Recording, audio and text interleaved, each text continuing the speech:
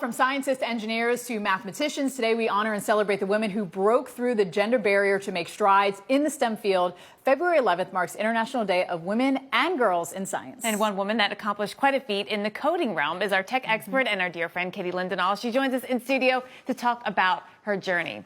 All right, so let's just start at the beginning. At what age did you know that you wanted to get into a science and technology field? Oh my goodness, I actually started coding when I was about 12, 13 years old, which I say that now, and my niece, she's 11, and she's like lapping me. So we've talked about this before. It was such a cool way to experience it at such a young age, to know that I wanted to be involved in technology. And at that time, it really wasn't as trendy or as were you exposed to this? Like, how did you get into coding? How did this come about? And I think that's so key. You know, we had an old archaic dinosaur computer, but I, discovered software and the behind the scenes of the hardware, and I was like, wow, this is like a whole other world. I became fascinated with it.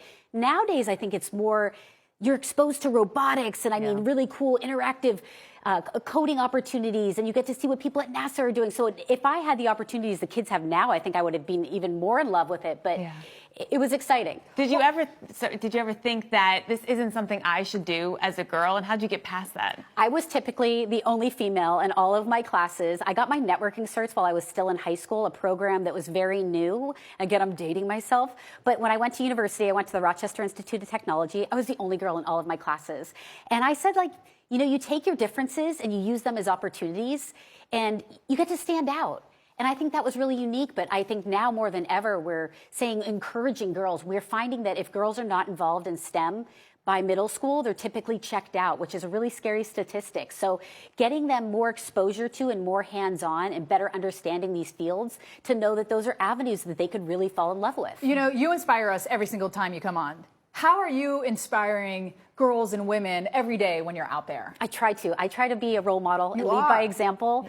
But I also say, like, I'm unapologetically female, as I like to say it. And, there's a stigma. I think, if you asked a child to draw a scientist or an engineer, they may typically come up with a guy in glasses. And it's like, how do we break that stigma and how do we break that mold? Even that stigma, right? Yes, right? It's a little, when you think about it, it's kind of odd. Yeah. So I think, just doing what I do on television and doing what I do in technology, but also I'm adamant about saying to girls especially, and boys too, don't forget about our boys. I think it's just as important. When you can show them what they can do in these worlds of technology, they could be amazing meteorologists, they could be building an app, they could be working and creating a rocket.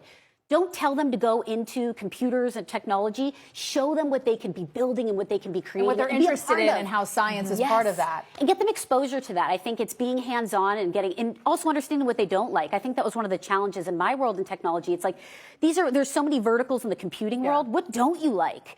Exploring and gets hands-on, and as much as you don't, as much as you do, find out and figure it out. And science is hard. It's challenging. There's a lot of math involved. Yes. How did you get past some of these obstacles? I think getting hands-on, again, I think was so key in finding out what I did and didn't like. I just keep going back to that notion. Were you a question asker? I mean, I literally spent all my math and science classes. I think I used up every office hour available of my professors. I wasn't a good test taker. And I think that was intimidating because I'm not somebody like, I think I get overwhelmed and it gives me anxiety, but I am good hands-on. And I think that was a big game changer for me, especially in school. When it came to building the computers, I liked that. But when it came to standardized testing, which I think sometimes in education we focus too much on, I think we have to differentiate with kids in the classroom, which it starts at a fundamental level. Yeah. Fantastic, Katie. I mean, you're spot on. Always. Thank you. So good to have you. Thanks for having me. Yeah, and love your sweater. She's always brings something weather related for us here.